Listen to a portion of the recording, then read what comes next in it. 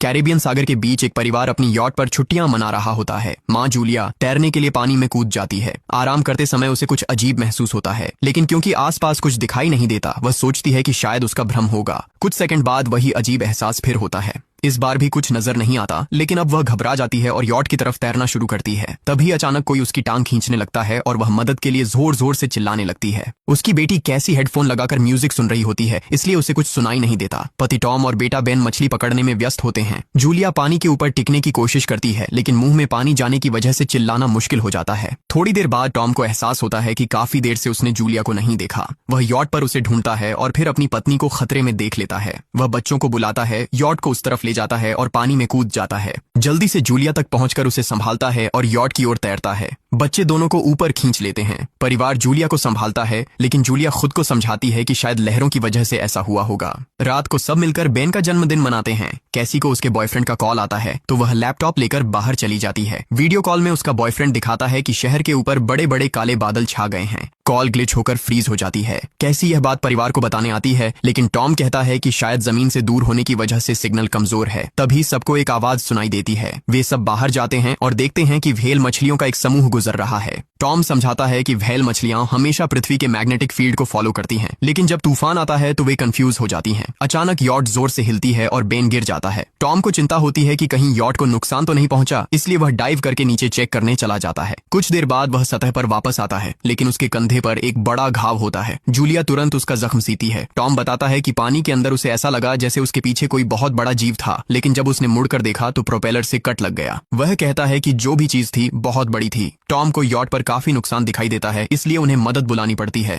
Julia बार बार radio पर कोशिश करती है। कैसी फोन पर सिग्नल ढूंढती है, लेकिन कुछ भी काम नहीं करता। तभी कैसी को एक अजीब सा जीव दिखाई देता है और वह चिल्ला उठती है, लेकिन वह तो बस बेन होता है जो मास्क पहनकर मजाक कर रहा होता है। कुछ देर बाद यॉट पूरी तरह बंद हो जाती है और समुद्र के बीच में फंस जाती है। जूलिया रेडियो में एक आवाज सुनती है, लेकिन आवाज इतनी खराब होती है कि उसे कुछ समझ नहीं आता। टॉम परिवार को बताता है कि उनके पास सिर्फ 4 दिन का खाना पानी बचा है और अब उन्हें किसी मछली पकड़ने वाली नाव का इंतजार करना होगा। अचानक रडार पर कुछ डिटेक्ट होता है और परिवार को एक अजीब सी आवाज सुनाई देती है। सब दौड़कर बाहर आते हैं और हैरानी से देखते हैं कि कई सारे उल्कापिंड जमीन पर गिर रहे हैं। जहां जहां उल्कापिंड गिरते हैं वहां बड़े धमाके होते हैं। एक उल्कापिंड पानी में उनके पास गिरता है तो टॉम तुरंत यॉट को चलाने की कोशिश करता है। इंजन मुश्किल से चलता है, लेकिन तभी एक और उल्कापिंड उस इलाके को हिट करता है। परिवार डर के मारे एक दूसरे को कसकर पकड़ लेता है। तभी टॉम को समझ आता है कि जो आग के गोले गिर रहे हैं वे उल्कापिंड नहीं बल्कि सैटेलाइट्स हैं। उसी वक्त बेन देखता है कि यॉट से धुआं निकल रहा है। टॉम चेक करता है और कंफर्म होता है कि इंजन खराब हो गया है।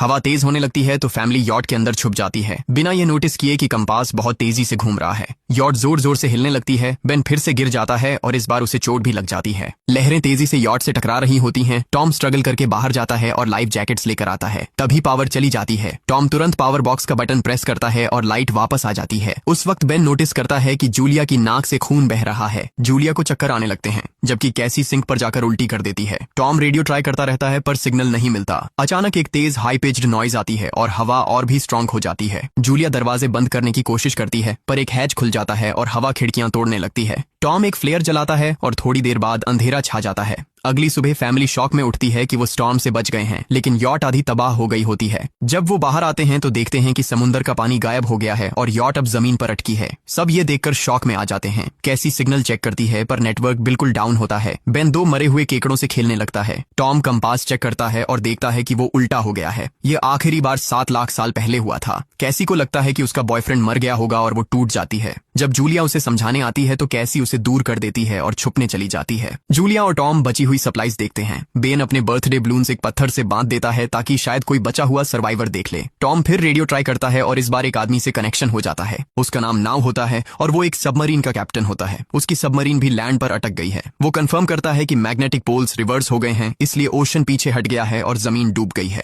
वो कहता है कि उसने अभी तक और सर्वाइवर्स नहीं देखे और कम्युनिकेशन सिस्टम्स बिल्कुल डाउन हो गए हैं। वो मजीद ये भी कहता है कि पोल्स फिर रिवर्स होंगे और शायद एक हफ्ते में समुद्र वापस आ जाएगा। वो फैमिली को वार्न करता है कि जितना हो सके ऊंची जगह चढ़ जाओ, क्योंकि जब पानी वापस आएगा तो वो बहुत खतरनाक होगा। वो बोलता है उसका पार्टनर क्रैश में मारा गया और सबमरीन में बस 3 लोगों की ही जगह है। जूलिया और टॉम उससे कहते हैं कि प्लीज हमारे बच्चों को बचा लो। वो उन्हें अपने कोऑर्डिनेट्स दे देता है। टॉम कैलकुलेट करता है कि सबमरीन तक पहुंचने में 2-3 दिन लगेंगे। वो फैमिली से कहता है आज रात अच्छे से आराम कर लो, कल सुबह हम निकलेंगे। अगली सुबह फैमिली सामान पैक कर रही होती है, तभी टॉम को पास में कुछ हिलता हुआ दिखता है। वो एक लंगड़ा आदमी होता है जिसके हाथ में हार्पून होती है और साथ में एक कुत्ता लगातार भौंक रहा होता है। टॉम उसके पास जाता है और उसे पानी की बोतल देता है, लेकिन वो आदमी कुछ ऐसी भाषा में बोलता है जो टॉम समझ नहीं पाता। पानी पीने के बाद वो अजनबी अचानक टॉम के सिर पर बोतल मारता है और चेहरे पर जोर का लात मार देता है। जूलिया डर के मारे भागती है, लेकिन तब तक देर हो चुकी होती है। वो आदमी टॉम के पेट में हार्पून घुसा चुका होता है। टॉम कुछ पल तक तड़पता है और फिर वो उसकी गर्दन भी काट देता है। फिर वो आदमी जूलिया के पीछे भागता है और उस पर हार्पून फेंकता है, जिससे उसके कंधे में चोट लग जाती है। जूलिया दर्द सहते हुए यॉट के अंदर भागती है और बच्चों को बोलती है कि छुप जाओ। वो दरवाजा लॉक कर देती है। कैसी और बेन सोफे के अंदर घुस जाते हैं। जूलिया उन्हें फ्लेयर गन पकड़ाती है और खुद एक चाकू लेकर बाथरूम में छुप जाती है। वो आदमी दरवाजे पर जोर जोर से धक्के मारता है और आखिर अंदर घुस ही जाता है। पहले वो थोड़ा खाना उठाता है और फिर यॉट में इधर उधर ढूंढने लगता है, फिर बाथरूम की तरफ जाता है, लेकिन जूलिया समझदारी से एक छोटे छेद से बाहर निकल जाती है। वो आदमी सोचता है कि जूलिया भाग गई, लेकिन जैसे ही वो धीरे से निकलने लगती है, उसका कुत्ता उसे देख लेता है और भौंकने लगता है। कुत्ता उस पर झपटता है तो जूलिया चाकू से उसे मार देती है। कुत्ते की चीख सुनकर वो आदमी बाहर आता है और अपने कुत्ते की लाश देखकर आग बबूला हो जाता है। इस बीच जूलिया यॉट के दूसरे साइड से अंदर जाने की कोशिश करती है। वो ऊपर चढ़कर टूटी हुई खिड़की से अंदर घुसने लगती है, लेकिन वो आदमी पहले ही वहां पहुंच जाता है। वो उसे पकड़कर जोर से मुक्का मारता है, जिससे वो नीचे गिर जाती है। जूलिया फर्नीचर पकड़कर बचने की कोशिश करती है, लेकिन वो आदमी उसे लात मारकर दूर फेंक देता है। फिर वो उसकी कलाई पर पैर रख देता है ताकि वो चाकू छोड़ दे, और फिर उसके बाल पकड़कर उसका चेहरा जमीन पर दे मारता है और सोफे पर फेंक कर उसका गला दबाने लगता है। बच्चे ये सब कुछ देख रहे होते हैं। कैसी बाहर निकलकर फ्लेयर गन चलाती है जो सीधा उस आदमी को लगती है। वो जल उठता है और यॉट में आग फैलने लगती है। बच्चे तुरंत भाग जाते हैं, लेकिन जूलिया वापस आती है। वो उसे एक किक मारकर गिराती है, मैप और बैग उठाती है और वहां से भाग जाती है।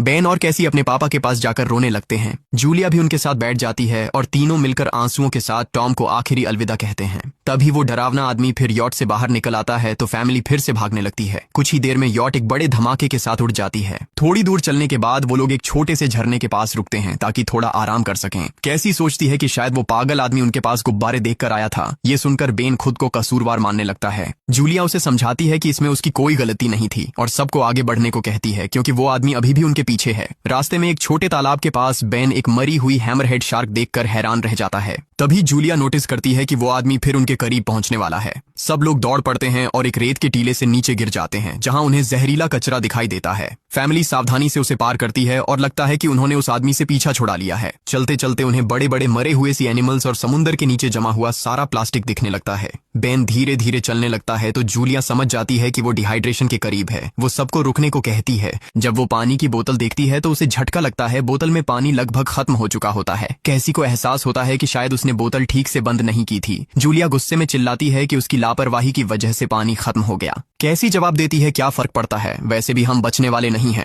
दोनों के बीच लंबी बहस होती है, फिर भी फैमिली आगे चलती रहती है। कुछ देर बाद उन्हें एक क्रैश हुआ प्लेन मिलता है। अंदर कुछ हिलता डुलता देख सब डर जाते हैं, लेकिन वो सिर्फ कुछ पक्षी होते हैं। फैमिली तय करती है कि रात यहीं प्लेन के अंदर गुजारेंगे। वो थोड़ा सा स्नैक शेयर करते हैं और जूलिया को टॉम की जैकेट में एक फैमिली फोटो मिलती है, जिसे देखकर उसका दिल टूट जाता है। कैसी पूछती है, मॉम आप और डैड की लव स्टोरी क्या थी? जूलिया मुस्कुराकर बताती है, टॉम हॉस्पिटल में मेरा पेशेंट था। फिर एक दिन उसने फूल और एक प्यारी सी कविता देकर अपना प्यार जताया था। रात के बीच में कैसी प्लेन से बाहर जाती है। तभी वो डरावना आदमी उसे पीछे से पकड़ने की कोशिश करता है, लेकिन जूलिया अचानक पीछे से उस पर टूट पड़ती है और बार बार चाकू से वार करके उसे मार देती है। कैसी अपनी माँ को गले लगाकर शांत करती है। अगली सुबह उस आदमी की लाश पर कीड़े गुंडे पड़े होते हैं।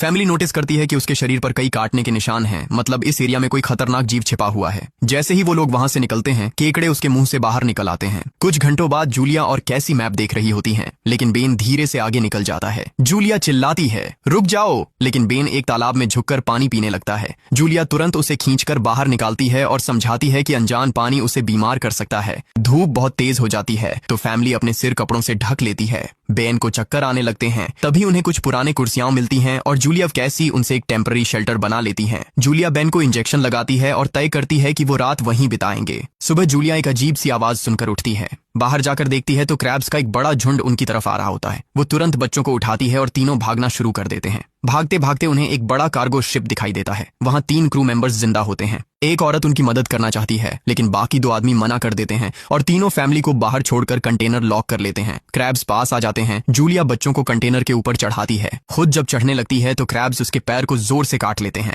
बच्चे उसे खींचकर ऊपर चढ़ाते हैं, नहीं तो वो नीचे गिर जाती। कंटेनर के एक छेद से आधे क्रैब्स अंदर घुस जाते हैं। क्रू मेंबर्स फायरिंग शुरू करते हैं, लेकिन क्रैब्स उन पर हावी हो जाते हैं और दोनों को मार डालते हैं। आखिरी आदमी छत के होल तक पहुंचता है, लेकिन क्रैब्स उसे भी नीचे खींच लेते हैं और वो भी मर जाता है।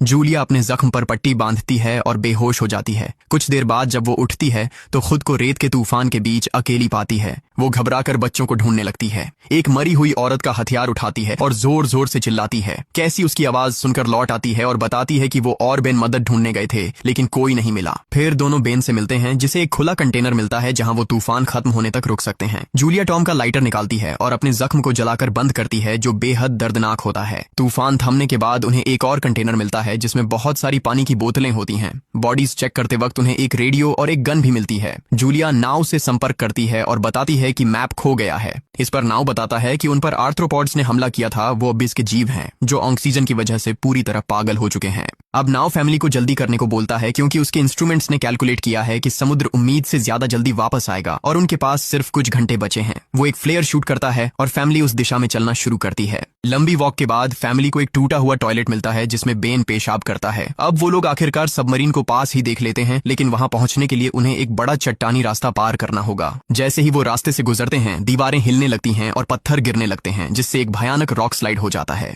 जूलिया तुरंत अपने बच्चों को साइड में धक्का देती है और खुद भी पीछे हट जाती है ताकि कुचली न जाए। अब एक पत्थर की दीवार उनके बीच आ गई है। जूलिया बच्चों से कहती है कि वो बिना उसके आगे बढ़ जाए, लेकिन कैसी मना करती है और जोर देती है कि उसकी माँ को चढ़ने की कोशिश करनी चाहिए। बहुत बहस होती है और चिल्लाने के बाद जूलिया वादा करती है कि वो बाद में अपने बच्चों को ढूंढ लेगी। मजबूर होकर कैसी अपने भाई को खींचकर आगे ले जाती है। बच्चे चट्टानी रास्ता चढ़कर सबमरीन की तरफ भागते हैं, लेकिन वहां पहुंचकर देखते हैं कि नाव बाहर खून में लथपथ पड़ा है। वो समझाता है कि उसके लिए सब खत्म हो गया है और अब बच्चे सबमरीन ले सकते हैं। ये सोचकर कि एक एक्स्ट्रा जगह होगी, कैसी वापस अपनी माँ को ढूंढने भागती है। तभी जूलिया केकड़ों को आता देखती है और वो फायरिंग शुरू कर देती है। कुछ केकड़ों को वो मार देती है, लेकिन झुंड बहुत बड़ा होता है और सबसे लड़ना मुश्किल हो जाता है। उसी वक्त कैसी दीवार के ऊपर दिखाई देती है और हाथ आगे बढ़ाती है तो जूलिया अपने घायल पैर के बावजूद तेजी से चढ़ना शुरू करती है। कैसी की मदद से वो दूसरी तरफ पहुंच जाती है और दोनों साथ में सबमरीन की तरफ भागते हैं। बेन पहले से ही ऊपर खड़ा होता है और फायर खोल देता है ताकि केकड़े डिस्टर्ब रहें जब तक फैमिली ऊपर चढ़ जाए।